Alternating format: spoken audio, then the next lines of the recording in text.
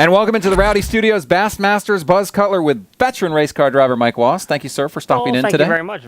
Veteran means young and experienced, right? Exactly. Young and experienced at the same time. Wise beyond your years. That's right, rise beyond your 28 years or You got it. however old you are. Talking about race cars and race tracks and race car drivers. And I understand, Mike, there's going to be a meeting coming up this week to talk about the state of the sport.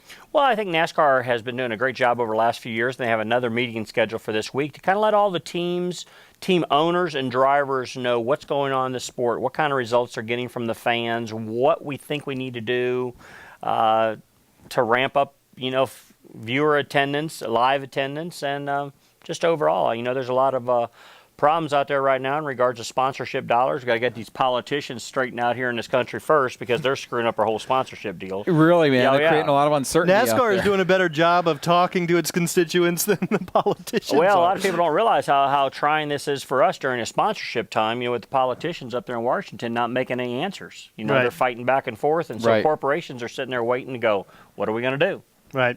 Well, at this meeting, what is it that you hope to hear NASCAR say or see them address, or what is it that you hope to bring to their attention? Well, I think what we need to do is, first of all, is that the race tracks that they're putting on the events and the promoters and the race teams and the drivers need to get on the same page, and everybody needs to agree we both need each other.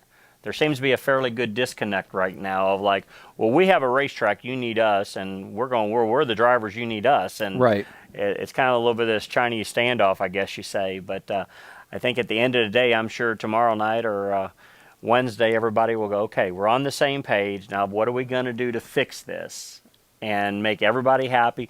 And the end result, the main person we got to please is the fan that's sitting in the grandstands or watching on television at home, So we love racing. We're going to put on some great events. We try to put on great races every week, and we've got to make the event fun for the fan to come to. Right. So the first step is acknowledging that everybody's in this together, and then what do you see as the second step? Some of the fixes that need to be applied, or some ideas that you might have that you'd like to see implemented? Well, we hear and we talk, and we talk to race fans every week. I mean, drivers probably have as good a pulse on what's going on in the sport as anyone, because you're standing there signing autographs, you're going to appearances, you're making sponsorship. And you're hearing that, race fans want the amenities to be a little bit nicer, a little bit easier to get in and out of racetracks. Not talking about any not racetrack any in particular racetrack, mind you. There happened to be one that threw a big curve in a couple weeks ago, but, it's the race fans take a lot of abuse, to be honest with you, to get in and out of the event. It's not just easy to go and walk up to it. So I think you're going to see the racetracks try to be a little bit more accommodating and easier for the fans to get to. I was shocked this week. There is going to be the first official NASCAR Sprint Cup driver autograph session at Indianapolis Motor Speedway. The first official NASCAR sanctioned autograph event? There's never had one before? Not for Sprint Cup drivers. They always get the truck drivers and nationwide drivers, and the racetracks ask them to come and almost shame you into demanding that you come. Right. Well, at the Brickyard this week, the Cup drivers are going to all get together for an autograph session, and trying to get some more enticement for people to come to the grandstands. Do you feel like the connection is still there between driver and fan? I feel like it's unique to this sport, the way fans invest in you as an individual. In a lot of sports, it's the team. It's the sweater that you wear. But for you guys, the fans are connecting with you as a person. Is that connection still there? It's great that they're connecting with the driver, since I'm a driver.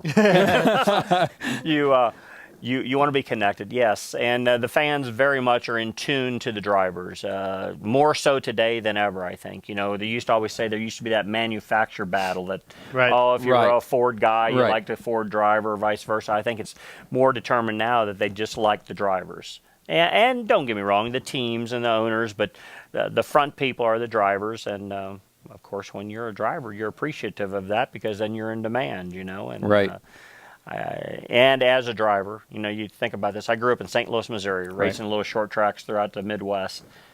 And to have people stand in line and ask for your autograph and go buy T-shirts and hats and spend hard-earned money on it, it's pretty cool. Yeah. Rowdy.com. Say it like it is. Say what like it is? Rowdy.com.